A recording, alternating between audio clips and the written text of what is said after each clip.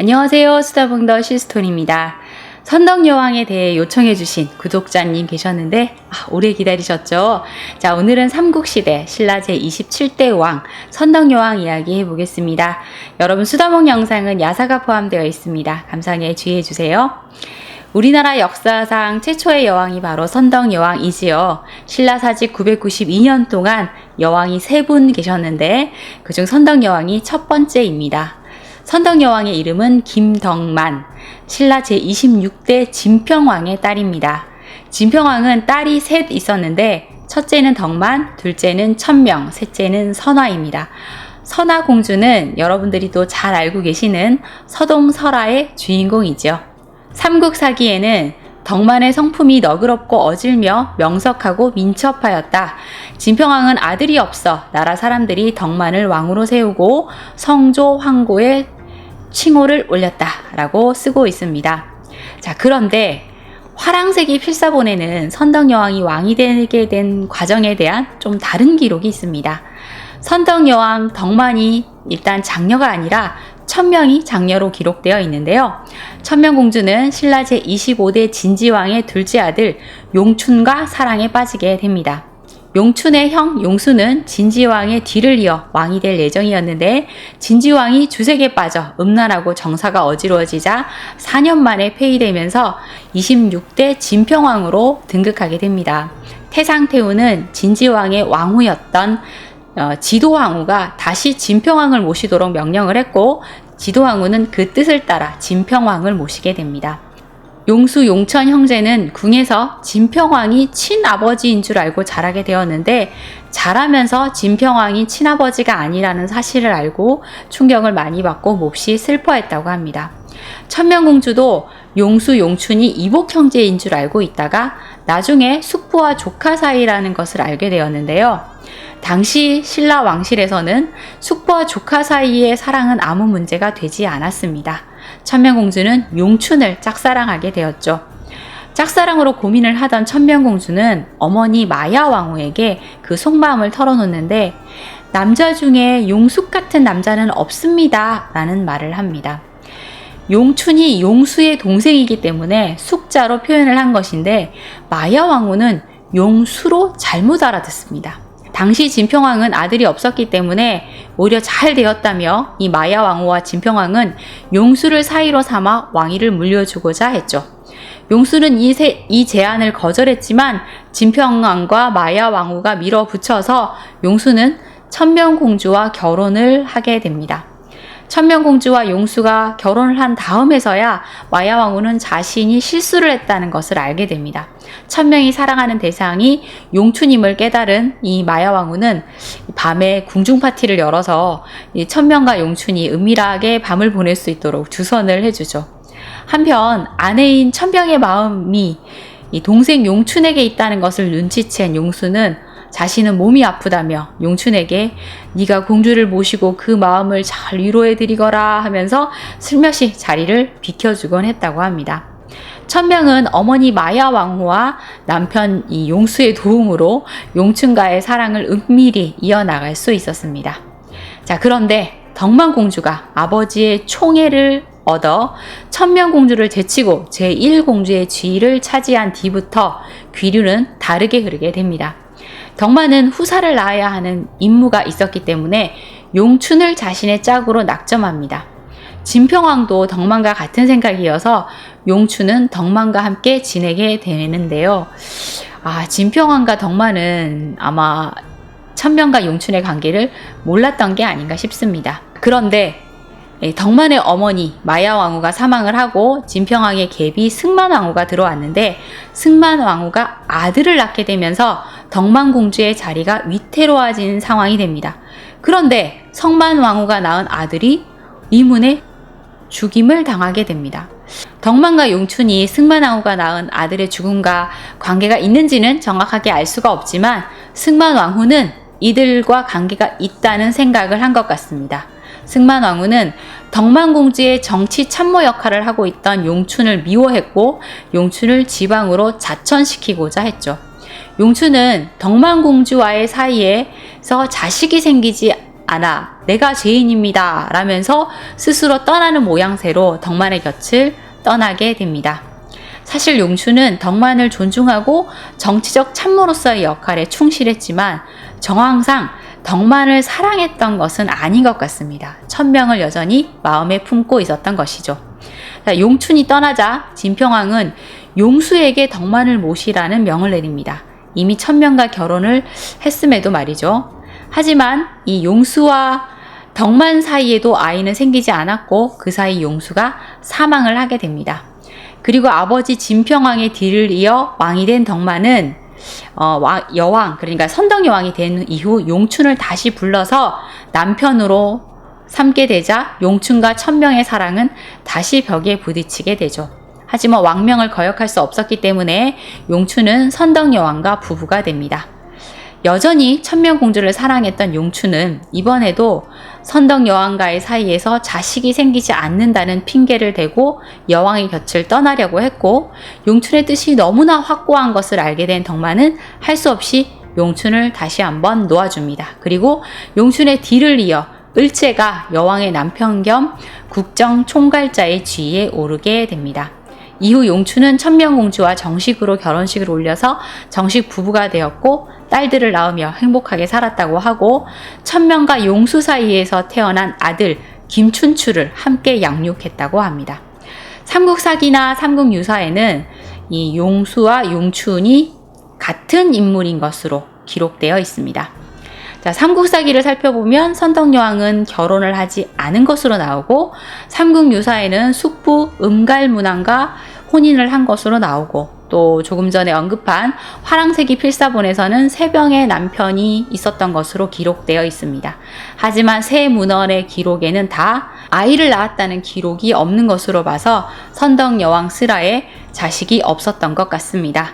선덕여왕의 지혜로움을 잘 드러내는 직위삼사는 교과서에도 나와 있어서 여러분도 잘 알고 계시지 않을까 싶은데요. 그중 첫 번째가 모란고사이지요. 선덕여왕이 공주 시절에 당나라 태종이 붉은색, 자주색, 흰색의 세 가지 빛깔의 모란꽃 그림과 그 꽃씨 석대를 신라에 보내왔는데요. 아버지 진평왕이 덕만공주에게 이 꽃 그림을 보여주자 덕만이 이 꽃은 비록 아름다우나 향기는 없을 것입니다 라는 말을 했다고 합니다. 네가 그것을 어찌 아느냐? 모란꽃 그림에 나비가 그려져 있지 않기 때문입니다. 진평왕이 덕만공주의 말을 듣고 꽃씨를 뜰에 심어보라고 했는데 그 꽃이 피고 다 떨어질 때까지 덕만의 말대로 꽃에서는 향기가 나지 않았고 벌과 나비도 날아오지 않았다고 합니다. 하지만 이 일화에 대한 전문가의 의견은 많이 갈리고 있습니다. 모란꽃 그림을 보고 선덕여왕이 판단한 것이 틀렸다는 의견이 있는데요. 실제로 모란꽃은 굉장히 향기로운 꽃이기 때문이죠. 당시 당나라의 화풍대로 벌과 나비가 없는 꽃 그림을 그려서 보내준 것인데 선덕여왕이 주관적으로 판단했다는 것입니다. 더 나아가서 당나라 황제가 선덕여왕에게 짝이 없거나 아이가 없음을 알고 기만하기 위해 모란꽃 씨앗을 보냈다는 말을 비약으로 해석하기도 하는데요. 또 다른 면 한쪽에서는 모란이 향기가 있는 꽃이긴 하지만 당황제 이세민이 향기가 없는 모란씨를 선택해서 보냄으로써 선덕여왕을 희롱한 것이 맞다는 쪽으로 해석하기도 합니다. 그리고 또 다른 의견으로 이 일화 자체가 진실이 아니라는 겁니다. 당태종이 모란 그림과 모란씨를 보내왔다고 하는데 당시에 당나라에는 모란이 없었다고 합니다. 당나라에서 모란이 재배가 된 것은 선덕여왕 시대보다 무려 100년이나 뒤인 750년 무렵이었다고 하니까 시대가 맞지 않다는 것이죠. 선덕여왕이 왕위를 이을 때 분명 이 여자라는 이유로 반대가 많았을 것이고 왕이 된 후에도 그녀를 의심하는 시선이 많았기 때문에 선덕여왕의 지혜를 드러낼 스토리가 필요했고 그렇게 만들어진 이야기라는 해석을 할 수 있는 것이죠. 선덕여왕이 왕위에 오르기 전 진평왕 제53년에 큰 반란이 일어났었는데 칠숙 석품의 난입니다. 진평왕의 왕권 강화책에 대한 이 귀족의 반발과 또 여자인, 그러니까 공주인 덕만을 후계자로 내정한 것에 대한 반발, 그리고 덕만을 중심으로 모인 김춘추와 김유신가에 대한 이 전통 귀족의 반발 등이 이 반란의 이유라는 이유라고 판단하고 있는데요. 그 중에서도 이 여성인 덕만을 후계자로 삼은 것에 대한 반발이 가장 큰 이유로 꼽히고 있습니다. 자, 이것으로 봐서 신라 사회에서도 첫 여왕 즉위는 순조로운 일은 아니었던 것 같습니다. 서기 632년 진평왕이 사망을 하고 덕만이 신라의 첫 여왕인 선덕여왕으로 즉위하게 됩니다. 선덕여왕은 어렵게 왕이 된 만큼 좋은 정책으로 인정받고 싶어 했습니다. 선덕여왕은 먼저 백성들의 복지에 힘을 쓰는데요. 632년 10월에 나라 안에 호라비와 호럼이 고아와 자식이 없는 노인, 혼자 힘으로 살아갈 능력이 없는 사람들을 위문하고 진율했다라는 기록이 있습니다. 즉위한 첫 해에 실시한 일종의 복지제도였던 것이죠. 그리고 즉위 2년째인 633년 1월에는 대사면을 실시하고 또 여러 주와 군의 조세 1년치를 면제해 줍니다. 가난한 백성들을 위한 정책으로 민생 안정에 힘쓰고자 한 이 선덕여왕의 뜻이 엿보이는 정책이죠. 선덕여왕 3년, 선덕여왕은 서라벌 북천 남쪽에 분황사라는 절을 세우는데요. 향기로운 황제의 절, 바로 선덕여왕의 음덕이 온 나라의 꽃향기처럼 흩어지기를 바라는 뜻에서 지어진 절입니다. 선덕여왕은 불교의 힘으로 백성들을 단결시키고 호국 의지를 붙돋고자 노력을 많이 했는데 당시 국제정세가 신라에 유리하진 않았기 때문에 불심으로 이것을 이겨내고자 하는 의지가 담겨 있었던 것 같습니다. 선덕여왕이 여왕으로 즉위를 한 그 첫 해에 당나라에 사신을 보내서 자신이 신국의 여왕이 되었음을 알리고 조공을 했고 또 다음 해에도 이 사신을 보내서 조공을 하면서 당나라와 우호적인 관계를 다지기 위한 노력을 많이 합니다. 고구려와 백제가 신라 땅을 수시로 넘나들며 위협을 하고 있었기 때문에 이와 같은 외교 정책을 펼친 것이죠. 그런데 당태종 이세민은 여성을 발 아래로 보는 경향이 있는 인물이어서 여자를 왕으로 세우다니 신라는 참 인물이 없나 보구나 하며 이 여왕과 신라 사신을 무시하는 말을 내뱉었다고 합니다. 하지만 자신도 고구려를 상대하기 위해서는 신라를 이용해야 된다는 것을 잘 알고 있었기 때문에 선덕여왕이 즉위한 지 3년이 되어서야 진평왕의 후계자로 인정하는 봉작을 내려주었다고 합니다. 636년 선덕여왕 5년 삼국사기에는 3월에 왕이 병이 들었는데 의술과 기도로도 효과가 없었다라고 기록되어 있습니다. 선덕여왕은 좀 늦은 나이에 왕이 되었는데 점점 건강이 나빠지고 있었을 것 같습니다. 그런데 여왕이 이렇게 병이 들었을 때 신라에 위기가 닥칩니다. 삼국유사의 기록을 살펴볼까요? 영묘사의 옥문지에서 겨울철인데도 많은 개구리가 모여 3, 4일 동안 울었다.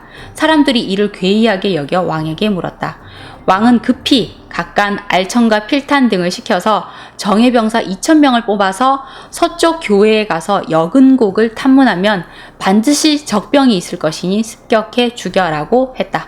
찾아보니 여근곡이라는 곳이 있었고 백제병사 500명이 와서 거기에 매복해 있었으므로 모두 잡아 죽였다. 백제 장군 우소가 남산곡의 바위 위에 숨어 있었는데 이를 포위해 활을 쏴 죽였다. 와, 백제 군사가 넘어온 것이니까 큰 위기 하나를 넘긴 것인데요. 나중에 신하들이 이 일을 식기해하며 어떻게 그곳에 백제군이 매복해 있다는 것을 아셨습니까? 하며 여왕에게 물었는데 개구리는 노한 모습을 하고 있어 병사의 형상이다. 옥문은 여자의 생식기다. 여자는 음이니 그 음의 색은 흰색이고 흰색은 서쪽이다. 그러므로 군사가 서쪽에 있다는 것을 알았다. 남자의 생식기가 여자의 생식기에 들어가면 반드시 죽게 되니 이로써 쉽게 잡을 줄 알았다. 라고 선덕여왕이 대답했다고 합니다. 이것이 선덕여왕의 직위삼사 두 번째 일화입니다. 개구리는 신라에서 생산, 풍요, 귀신을 물리친다 라는 의미로 토 장식에서도 많이 엿볼 수 있는데요. 개구리가 울었다는 것은 예언자적 상징을 가지고 있는 이야기인 것이죠.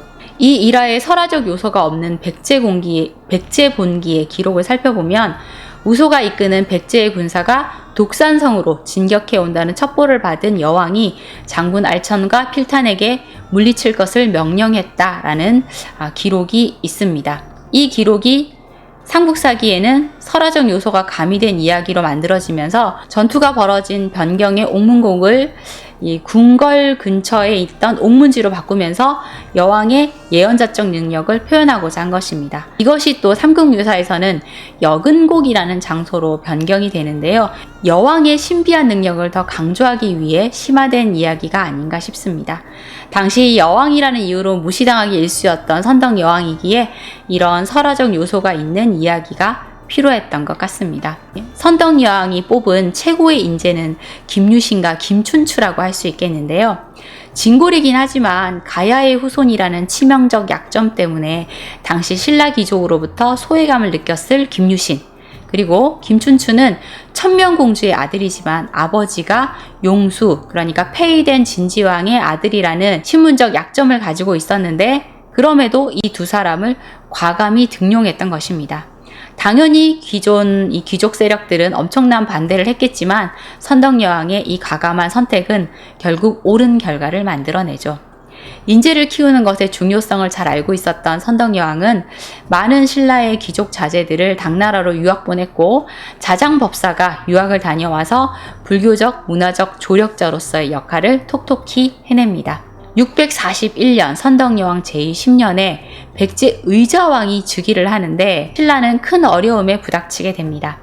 의자왕은 즉위 직후 정적들을 숙청하고 642년 7월에 직접 군대를 이끌고 신라 서쪽 변경, 미우성 등 40여 개의 성을 공격해서 빼앗아 갑니다. 대야성 전투에서 뼈아픈 패배를 당해서 이 대야성과 함께 가야 지역마저 백제에 점령당하면서 위기에 부닥치게 되는데요. 이때 김춘추의 사위 품석이 대야성을 수비하다가 전사를 합니다. 그리고 김춘추의 딸 고타소랑도 백제군의 칼에 의해 살해당하게 되죠.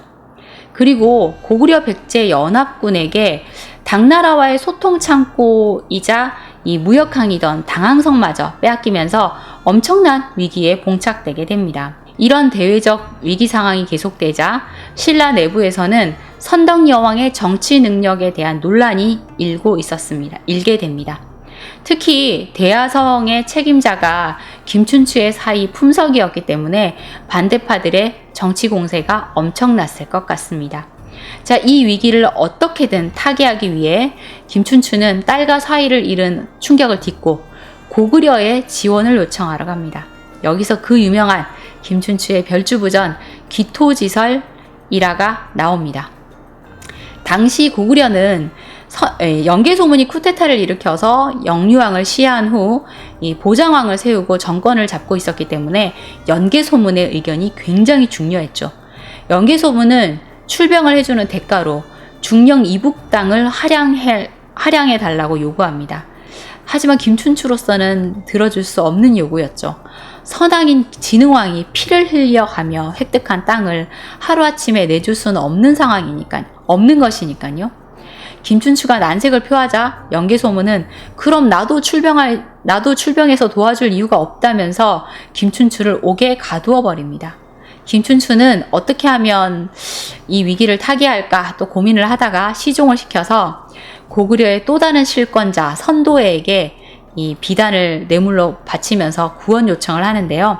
선도회는 그에게 토끼야 자라 이야기를 들려줍니다. 별주부전 이야기 다 알고 계시죠? 김춘추는 그가 들려준 이야기를 듣고 중령 이북 땅을 할양해 주겠다라고 약속을 하고 풀려나게 되는데요. 국경을 넘자마자 내가 약속한 중령 이북 땅을 주겠다는 그 약속은 모두 거짓말이요, 뻥이요 라고 외칩니다. 연계소문은 너무나 화가 났지만 김유신이 김춘추를 맞으러 국경에 와 있었기 때문에 어쩔 도리 없이 김춘추를 돌려보내야만 했죠. 자, 이제 비빌 언덕은 당나라 뿐입니다. 643년 선덕여왕은 온 국력을 동원해서 백제를 막아내면서 또 한편으로 당나라에 지속적으로 사신을 보내서 고구려와 백제에 외교적 압력을 가해줄 것을 요청을 했는데 이때 당태종이 신라는 여인을 임금으로 삼고 있어서 이웃나라의 멸시를 받는 것이다. 내가 이를 안타깝게 여겨서 우리 왕족 중 한 사람을 보내 왕으로 삼으면 어떻겠는가? 라는 말로 모욕을 줍니다. 짧게 요약을 하면 위와 같은 말이지만 당시 당태종은 3가지의 제안을 했었습니다. 첫 번째, 이 변방에 있는 당나라 군대를 조금 일으켜서 거란 말갈과 함께 고구려 요동으로 진격을 하면 당나라가 쳐들어온다고 생각을 해서 신라에 대한 공격을 멈출 거니까 한 1년 정도의 시간을 벌 수 있을 것이다. 그리고 두 번째, 당나라의 붉은 옷과 붉은 깃발 수천 대를 내가 내줄 테니 당나라 군대와 함께 싸우는 것처럼 보이도록 해라. 그리고 세 번째, 당나라의 수백 척의 배에 군사를 싣고 조용히 바다를 건너가 곧바로 백제를 습격할 수도 있다. 하지만 신라가 여자를 임금으로 삼고 있어서 업신여김 당하는 거니까 내 친척을 신라왕으로 삼을 때 위에 이 세 가지 중 하나를 지원해 주겠다라는 것이었습니다. 신라 사신은 뭐라고 대답하겠습니까? 예 하며 어떤 답도 할 수가 없었죠. 당태종은 이 신라 사신의 사람됨이 너무 용렬해서 제대로 대답도 못하는구나, 인재가 못 되는구나 라는 말을 했다는 기록이 있는데, 이때는 당태종도 자신이 고구려에 참패를 당할 거라는 걸 몰랐기 때문에 이런 행동을 할 수 있었겠죠. 사실 이런 모욕을 선사받았음에도 선덕여왕은 자신보다 나라를 먼저 생각해야만 했습니다. 당태종을 달래는 현실적 외교 정책을 계속 펼쳐야만 했죠.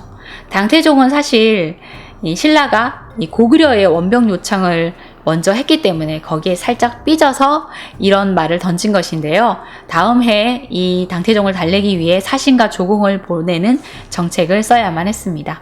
당태종도 고구려와 대적하기 위해서는 신라를 버릴 수 없었기 때문에 고구려에 사신을 보내서 신라에 대한 공세를 멈추라는 종용을 했는데, 연개소문은 과거에 신라가 뺏어간 그 영토를 되돌려주면 내가 한번 생각해 보겠다며 대받아칩니다. 자, 그러는 사이 김유신은 백제를 공격해서 7개의 성을 되찾아오죠.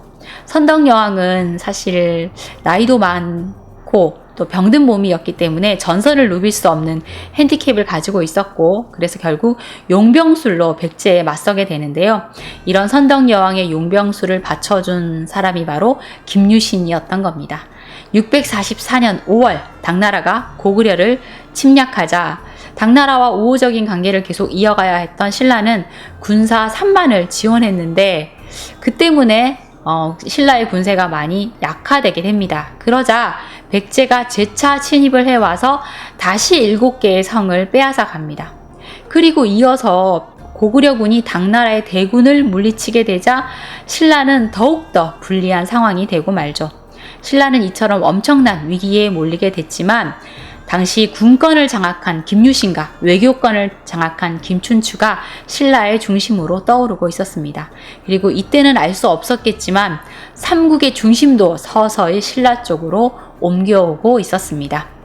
643년 선덕여왕 12년 국제적 위기 상황 속에서 선덕여왕은 황룡사 9층 목탑을 쌓습니다.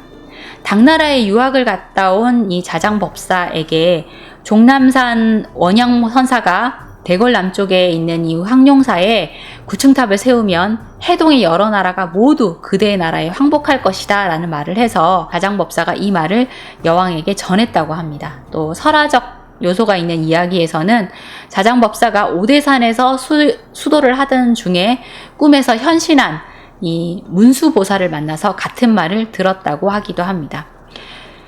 황룡사 9층 목탑, 그러니까 9층으로 탑을 쌓은 이유는 1층은 일본, 2층은 당, 3층은 5월, 4층은 탐나, 5층은 백제, 6층은 말갈, 7층은 거란, 8층은 여진, 9층은 예맥을 진압시킨다라는 뜻으로 쌓아 올렸다고 하는데요. 신라를 위협하는 이 주변국이 이렇게도 많았음을 반증하는 말이고, 또 이 위기를 불교의 힘으로 극복하고자 하는 의지의 반증이기도 했겠지요. 높이 약 80m로 추정되는 이 초대형 목탑은 오늘날의 건축물과 비교를 하면 25층 높이의 건물과 같다고 하니까 엄청나게 거대한 탑인 것인데요. 이런 탑이 소실되어 버린 것이 굉장히 안타깝네요. 선덕여왕대의 건축물로 또 가장 많이 알려진 것이 바로 첨성대가 아닐까 싶습니다. 사실 첨성대에 대한 기록이 많이 남아있는 것은 아닌데요. 삼국유사에는 선덕여왕대에 돌을 다듬어 첨성대를 쌓았다 라고 기록되어 있고, 뇌물마립간의 능이 점성대 남쪽에 있다 라는 기록이 있는데, 여기에는 첨성대가 아니라 점을 치다의 점으로 쓰이고 있습니다. 우리가 국사 시간에 배운 대로 동양 최고의 천문대인 것도 맞겠지만, 단순히 별을 관측했다기보다는 별을 통해 기륭화복을 예측했던 곳임을 추측해 볼 수 있습니다. 하늘의 천문을 관측했든 하늘의 제사를 지냈던 간에 하늘의 힘을 빌려서라도 신라의 융성과 백성들의 평안을 기원하는 마음으로 이 첨성대를 지은 것이 아닌가 싶습니다. 이렇게 강력한 염원을 담은 건축물을 세워서 신라 여왕의 신성을 강조하고 민심을 모으려는 노력은 긍정적인 효과도 있었겠지만, 사실 엄청난 국가 예산이 들어가는 사업이었기 때문에 귀족층의 불만이 고조되는 원인이 되기도 했습니다. 이것이 반란의 빌미를 제공하기도 한 것이죠. 647년 선덕여왕 16년 정월, 신라의 상대등 비담이 염종과 함께 반란을 일으켰다고 삼국사기에 기록되어 있는데요. 이때 비담이 내세운 명분은 여자 임금이 나라를 잘 다스릴 수 없다는 것이었습니다. 이때 비담의 난을 막아낸 것은 김유신이었는데요. 여왕을 지키는 정부군과 이 반란군이 10일간 대치하는 상황에서 정부군 진영에 갑자기 큰 별이 떨어집니다. 비담은 이것은 여왕이 패할 징조다 라고 선전을 하고 다녀서 모두들 불안에 떨게 되었는데요. 이때 김유신은 선덕여왕을 만나서 기륭화복은 사람이 하기에 달린 것이니까 근심하지 마십시오 라는 안심을 시키고 연에 불을 붙여서 하늘에 다시 띄웁니다. 멀리서 봤을 때는 별이 다시 떠오르는 것 같은 이 착시 효과가 생기는 거죠. 김유신은 어젯밤에 떨어진 별이 도로 올라갔다라는 소문을 퍼뜨립니다. 그리고 뒤이어서 별이 떨어진 장소에 병사들을 모아놓고 백마를 바치고 제사를 올린 다음에, 신하가 임금을 배반하는 것은 천도를 어기는 것이니 하늘이 응징할 것이다 라는 충문을 낭독하고 이 반란군을 공격할 것을 명령하죠. 결국 김유신은 비담의 난을 진압할 수 있었습니다. 하지만 안타깝게도 선덕여왕은 이 비담의 난이 끝나기 전인 1월 8일에 사망합니다. 선덕여왕의 사인은 정확하게 기록에 나와 있지 않는데, 이 반란군에 의해서 시해되었다는 피살설도 있고, 또 이미 병이 들어 있었기 때문에 반란이 일어나는 이 시점에 사망을 했다는 설도 있습니다. 당시 여왕은 나이도 좀 많고 또 오랫동안 병을 앓아왔기 때문에 아마 그 병으로 인해 사망을 한 것이 아닌가라고 짐작해 볼 수 있습니다. 반란이 일어나기 전 선덕여왕이 많이 아프지 않았는데, 어느 날 여러 신하를 불러 모아 말을 합니다. 나는 아무의 아무 날에 죽을 것이다. 그때 나를 도리천 가운데에 묻도록 하라. 신하들이 도리천이 어딘지 몰라서 물어보니까 여왕은 낭산 남쪽에 있다라는 답을 합니다. 이것이 직위삼사 세 번째 일화인 것인데요. 도리천은 불교 용어로 내천이나 강을 의미하는 내천자가 아니라 하늘천을 의미합니다. 불교 세계관에서는 세상의 중심에는 수미산이 있고, 그 수미산의 중턱쯤에 있는 하늘을 사천왕천이라고 하는데, 이 사천왕천 위에 있는 또 다른 하늘을 도리천이라고 합니다. 여왕은 정말 자신이 예언한 날에 죽었고, 신하들이 여왕이 말한 낭산 남쪽에 장사 지냈다고 하는데요. 그리고 10여 년이 지난 뒤에 문무왕이 선덕여왕의 무덤 아래에 사천왕사를 세웁니다. 사천왕사를 세운 곳이 사천왕천이라고 하면, 그러면 여왕이 묻혀있는 곳은 도리천이 맞게 되는 거잖아요. 그래서 신하들이 그제서야 여왕의 신령스럽고 성스러움을 알게 되었다라는 기록이 삼국유사에 남아 있습니다. 선덕여왕의 예언은 이 사천왕사가 여왕의 무덤 아래에 세워지면서 이렇게 완성되게 된 것이네요. 보통 왕의 신성을 강조하는 설화는 정치적 목적에 의해서 만들어지는 것이 대부분인데, 이 마지막 설화는 선덕여왕 사후 이 사천왕사가 세워진 문무왕 때 이후에 생겨난 것으로 보입니다. 선덕여왕에 대한 평가는 과거에도 현재에도 많이 갈리고 있는데요. 그녀의 지혜로움과 부드러운 카리스마를 칭송하는 쪽도 있지만 그녀의 정치를 비난하는 사람들도 있습니다. 삼국사기를 쓴 김부식은 하늘의 이치로 말하면 양은 굳세고 음은 부드러우며 사람으로 말하면 남자는 존귀하고 여자는 비천하거늘 어찌 늙은 할멈이 안방에서 나와 나라의 정사를 처리할 수 있겠는가. 신라는 여자를 세워 왕위에 있게 하였으니 진실로 어지러운 세상의 일이다. 나라가 망하지 않은 것이 다행이라 하겠다 하면서 선덕여왕에 대한 악평을 했습니다. 조선시대 유학자들도 비슷한 생각을 했었죠. 이것은 여왕의 정치에 대한 평가라기보다는 여성이 왕위에 있었다는 것에 대한 편견에 가득 찬 시선이기 때문에 사실 평가라고 할 수도 없겠습니다. 선덕여왕이 나이가 좀 있는 상태로 왕이 된 것도 사실이고 또 왕이 하는 정치가 다 상황에 맞거나 옳은 것은 아닐 수도 있겠죠. 하지만 선덕여왕 제2 당시 신라 문화의 꽃이 활짝 피었고 또 그녀의 인재 등용은 신라 통일의 초석을 다진 것은 팩트이죠. 여성을 리더로 인정하지 않는 분위기에서 국제 정세에서도 국내 정치에서도 힘의 균형을 잃지 않기 위해 부단한 노력을 했을 선덕여왕은 당시 얼마나 외로웠을까, 얼마나 고단했을까라는 생각을 해보게 됩니다. 자, 오늘은 여성의 한계를 넘어 한 나라의 왕으로서의 삶에 최선을 다했던 선덕여왕 이야기 해보았습니다. 여러분 좋아요와 구독 잊지 마시고요. 오늘도 좋은 하루 보내세요. 지금까지 수다몽더 시스토리였습니다. 감사합니다.